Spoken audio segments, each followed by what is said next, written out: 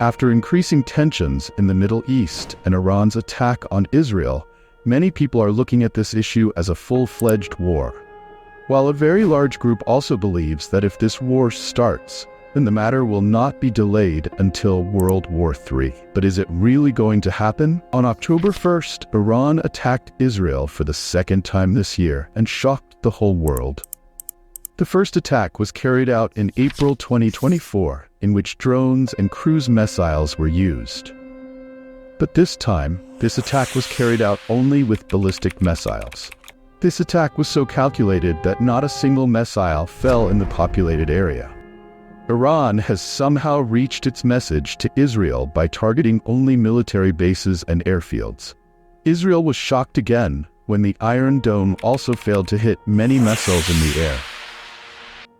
Some of these missiles hit Israeli air bases, where the Lockheed Martin F-35s of Israel usually stand.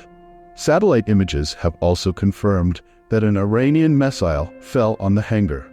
Now the world is looking at Israel. Everyone wants to know whether Israel will really turn and attack or not.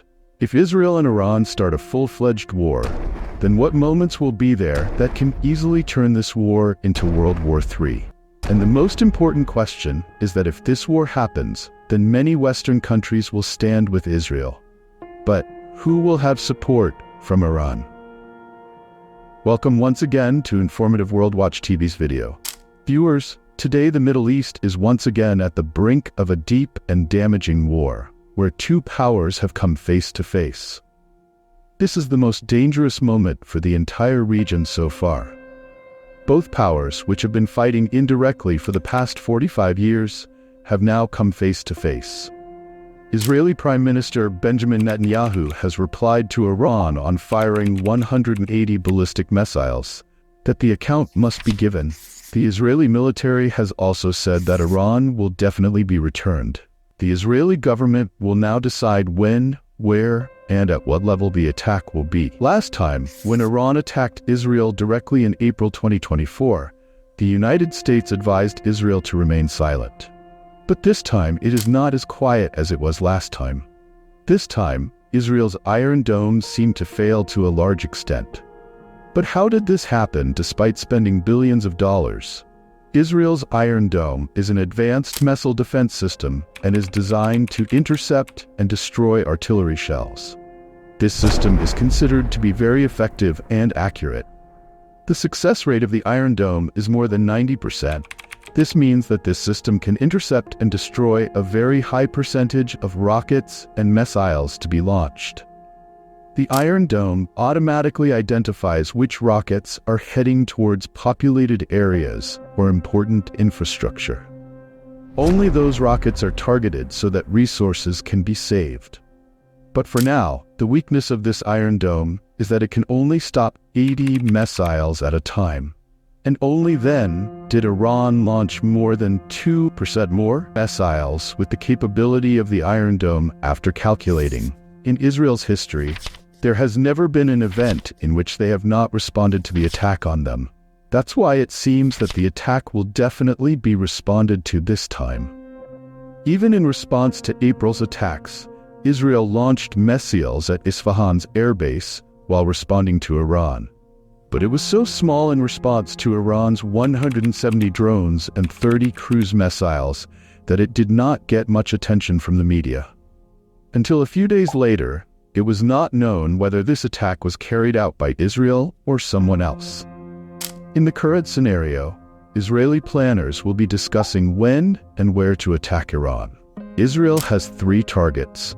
1. Conventional military attack, in which the sights of Iran can be targeted from where ballistic missiles were launched.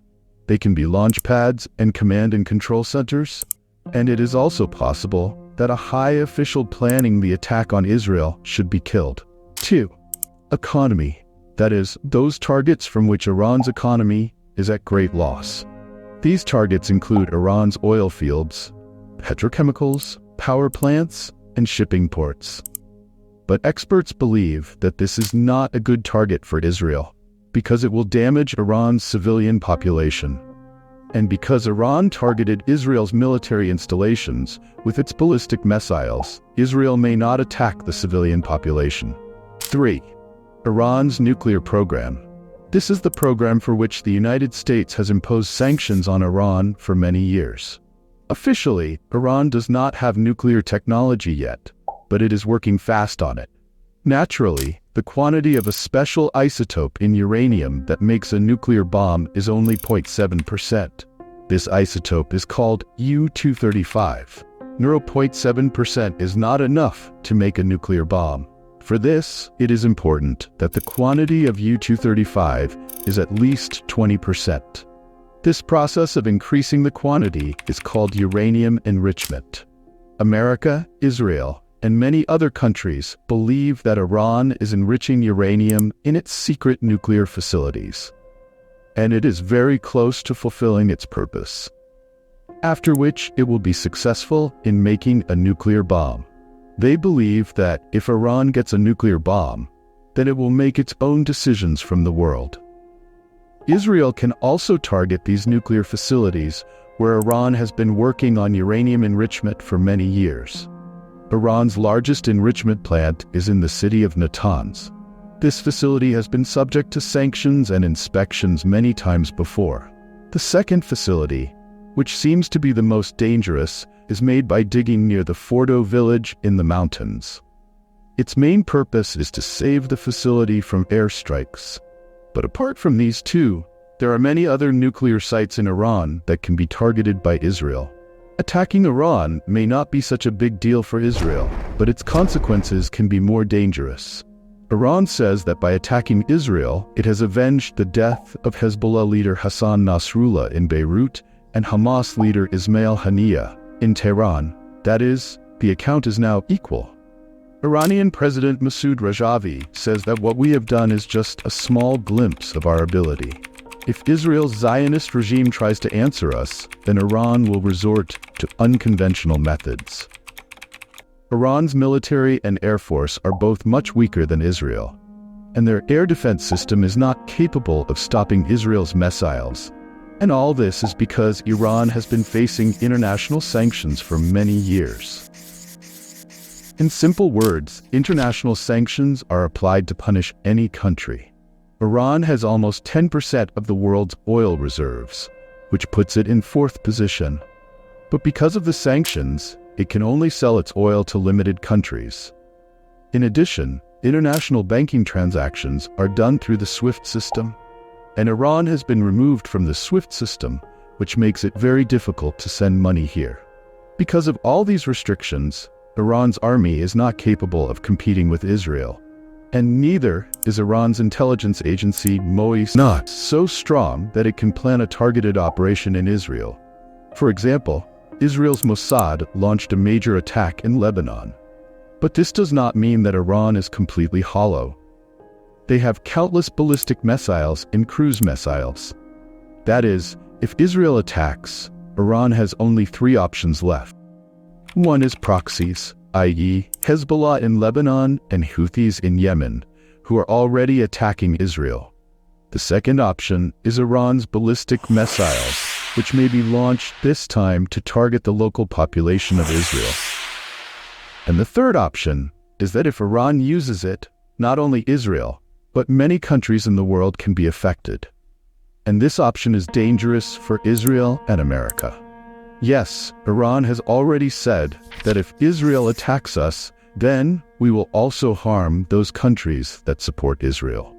The third option is that Iran's IRGC Navy, which has its hold in the Persian Gulf, has a large group of small but missile-attacking ships. These ships cannot directly attack American supporters, Bahrain or Saudi Arabia.